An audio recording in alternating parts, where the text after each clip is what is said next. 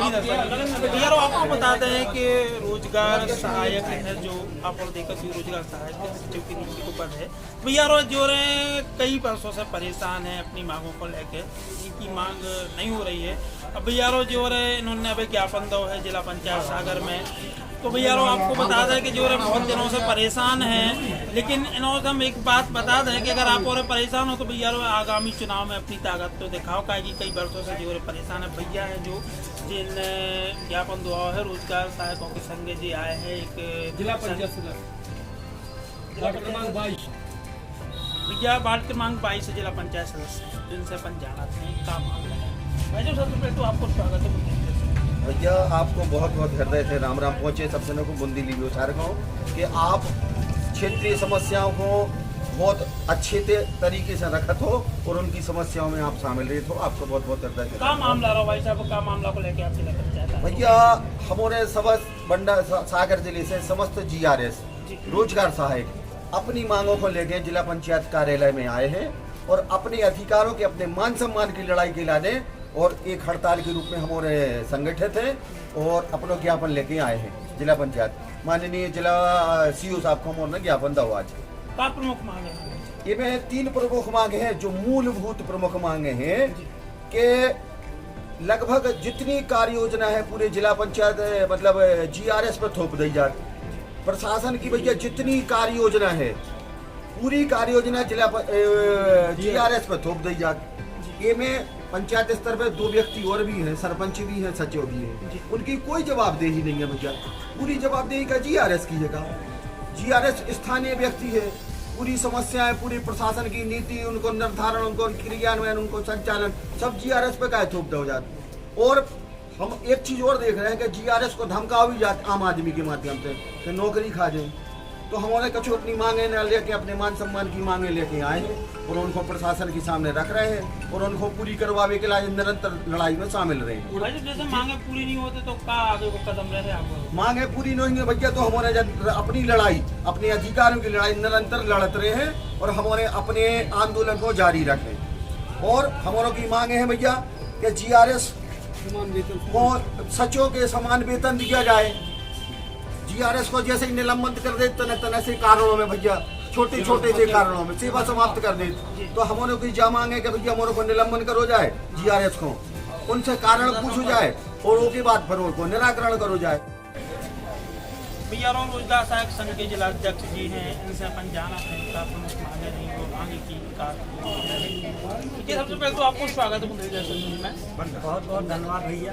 बताओ हमारे दर्शकों को भाई साहब क्या मामला है और क्या मांगों को लेकर आप जिला पंचायत है? GRS नाम से एक प्राणी है जो पंचायतों में लगभग 2012 से कार्यरत है जी और कुछ लोग 2010 से हैं लेकिन हमारे जिले में 2012 से नियुक्तियाँ हम लोगों की जी। इन 10-12 सालों में जो GRS काम कर रहे हैं वो सभी पूरे प्रदेश स्तर पर हर काम चाहे उसके विभाग का हो चाहे उसके विभाग का कार्य ना हो वो सारे काम GRS पर थोप दिए जाते हैं। जब बड़े बड़े अधिकारी या कर्मचारी जिनको 60-70 तक मानदेय मिलता है वेतन मिलता है तो वो वेतनमान वालों को जब सरकार की तरफ से कोई काम सौंपा जाता वो नहीं कर पाते तो संकट मोचन की तरह GRS को बुलाया जाता कि भैया ये काम कैसे होगा, GRS करेगा। तो GRS उस काम को ले लेता है और वो करता है पूरी तल्लीनता के साथ मेहनत के साथ ईमानदारी के साथ 24 घंटे में 18 घंटे काम करता है GRS।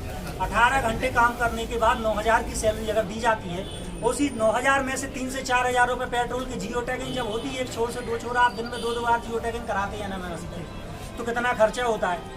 अब ले दे के जो 5-6 हज़ार बचते हैं उसमें GRS का गुजारा कैसे होता कोई बता दे करके। मैं ये नहीं कहना चाहता, मैं सिर्फ ये कहना चाहता हूँ कि कोई मंत्री जी हों या जो हमारे प्रतिनिधि हैं जो कर्णधार हैं जो देश को चलाने का प्रदेश को चलाने का काम जिनके ऊपर है तो इस बात पे गौर करें। एक अपने परिवार के 2 सदस्यों को अलग करके अगर उनको 5 से 6 हज़ार में अपना परिवार चला के बताएं तो भाई हमारी पीड़ा को अगर वो समझ सकता है जो इस चीज़ पे वहाँ पर इसका एनालिसिस करे।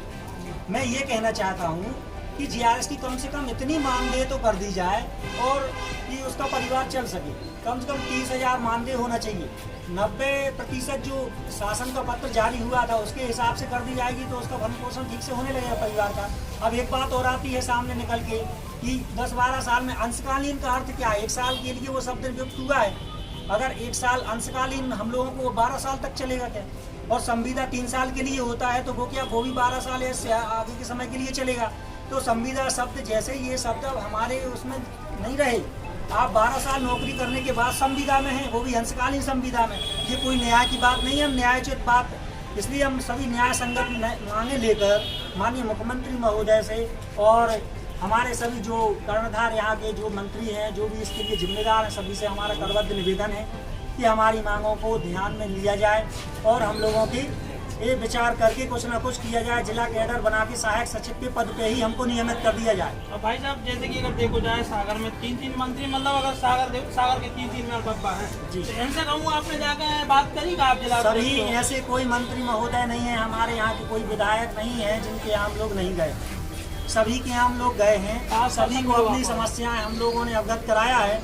अपनी हमारी समस्याओं से अवगत होने के बाद भी उन लोगों का सिर्फ ये आश्वासन रहता कि आपके लिए कुछ ना कुछ चल रहा है। तो 2018 में मुख्यमंत्री महोदय के स्वयं के मंच पर आकर उन्होंने कहा था कि आपका हम जल्द ही ये संविदा समाप्त करके कुछ अच्छा करने वाले हैं। मुझे भी नहीं लगता है कि आपकी मांगें जायज़ हैं, मैं आपकी पूरी कर दूंगा। तो 2018 से आज आप देख रहे हैं 2023 में आ चुकी है। तो 2018 से 23 तक आने के बाद भी अभी तक हमारी मांगों पर विचार नहीं किया गया। तो मजबूरन हम लोग हड़ताल, परिवार नहीं चलता। किसी के घर परिवार में अगर कोई बीमार हो जाता है तो उसके परिवार में मजबूर हो जाता, कर्ज उठा के उसको कहीं इलाज कराना पड़ता है। फिर भी जब कर्ज नहीं चुकता तो वो परेशान हो जाता है और इधर उधर कुछ ना कुछ गलत कदम उठाने का, कोई सुसाइड करता, कोई कुछ कर लेता है। तो कई हमारे रोजगार सहायक भाइयों की दुर्घटना मृत्यु टेंशन में सड़क पे चल रहा है, लेकिन दिमाग में भरा रहे कि ये काम करना नहीं, अधिकारी हमारे साथ ऐसा कर देंगे, तो उसमें चलते ध्यान नहीं दिया तो कहीं रोड पर दुर्घटना मृत्यु सबसे ज़्यादा होती है। तो ये सारी हम लोगों की जायज़ मांगे हैं। यही मेरा कहना है कि हमारी जायज़ मांगों को जल्दी से जल्दी पूरा कर दिया जाए ताकि सभी के घर परिवार संवर सके। इनकी दुआएं लगेंगी। अगर परिवार नहीं चलेगा, किसी का घर परिवार उजड़ेगा, आपके नौकर हैं हम लोग, आप हमारे शासक हैं, तो शासक का पहला दायित्व बनता है अपने नौकर के लिए कुछ अच्छा करना। तो मैं यही निवेदन करना चाहता हूँ कि हम लोगों की जो आशाएं बंधी हुई हैं शासन से वो पूरी हो जाए। तो आप लोग बता दें कि इनकी एक मुहिम है रोजगार सहायकों को मांगे पूरी नहीं हो रही है। तो इनको क्या वो जो है कि भैया जो सचिव रहते हैं, मतलब वे खाक खू का अलग हो जाए तो पूरा धर देते रोजगार से। मतलब एक कहावत है कि खाक को उड़ाओ भर को उड़ाओ। तो भैया भाई साहब ने बताई है कि जो अपने प्रदेश के मम्मा हैं ये बहुत बड़ी बड़ी डींगे फेंका था, लेकिन उनसे क्या वो है कि इन पर भी थोड़ी सी नज़र डाली जाता है। सच हो तो देखा तो आप और चर्चाओं में रहते हैं कि भैया आदमी भी कहते हैं, कलम लिखकर भी लगाई थी, दादा कहते बहुत खाब को रहते हैं सचिव, लेकिन सहायक सचिव के स्तर पर हैं उनको